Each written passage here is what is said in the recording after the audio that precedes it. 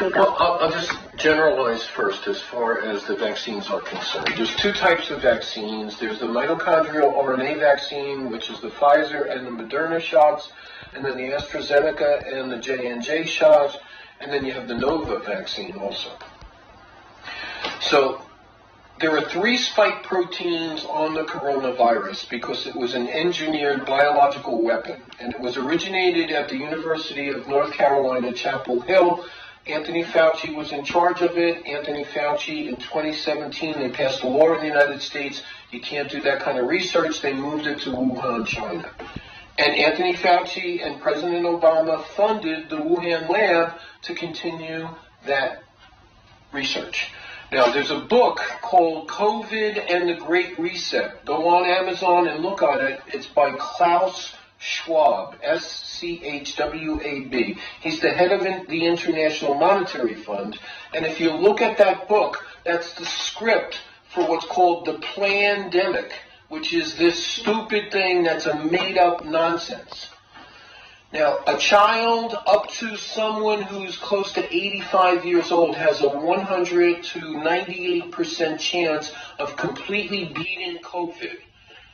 And so all the statistics have been lumped up by the CDC, which you can look on their website. It's only 6% of the total deaths that they said were deaths from COVID are true deaths from COVID, which is about 12,000 people, not 220,000. Look it up on their website. Now, the Moderna shot and the Pfizer shot have many superlative ingredients in them that have nothing to do with immunity. They have fetal aborted tissue in them. They have animal prions and virions in them. They have nanoparticle metals in them. And when you get the injection, it starts making one of the spike proteins from the coronavirus, which is the HIV spike protein. And that's supposed to do one thing and one thing only: lessen the severity of the symptoms of COVID. It does nothing to prevent the spread of the virus. Stanford University 2 days ago came out with a study, double-blind study on the masks. They're completely worthless. For SARS and COVID, they do absolutely nothing. Now, the J&J shot, which people think is better, and the AstraZeneca shot, both are causing blood clots all over the world and killing people. I think 2,600 people have died in total from these vaccines so far. Now, what's going to happen to the people that receive the Moderna? They're making a foreign protein in every cell of the body that dysregulates the immune system, activates their natural killer cells, and has a tremendous effect on turning on autoimmune diseases in their body. And when they get an infection, their immune reaction is not going to be normal, nor is it going to be the same. And most doctors around the world that understand virology and immunology are totally paranoid about what's going to happen in the next 5 to 10 years to those people that have the shot.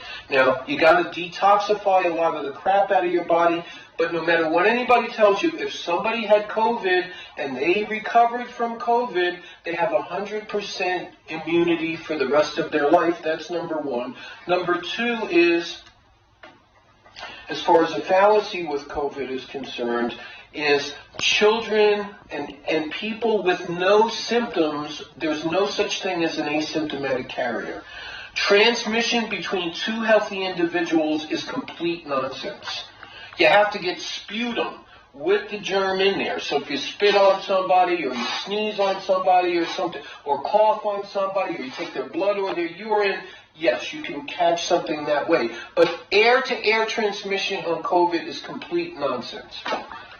And anxiety and paranoia are the result of the pandemic because people make stupid choices for their own future and health and the health of their children because they don't know the true science. The best person to watch online is Dr. Ash. He's from Stanford University. No matter what you think of Trump, he was his main scientific advisor for it. He'll tell you the same thing that I'm telling you. And the other thing is AmericasFrontlineDoctors.com. Go on their website and talk to a Western medical doctor who will not prescribe those vaccines, but will prescribe ivermectin or hydroxychloroquine. Thank you so much.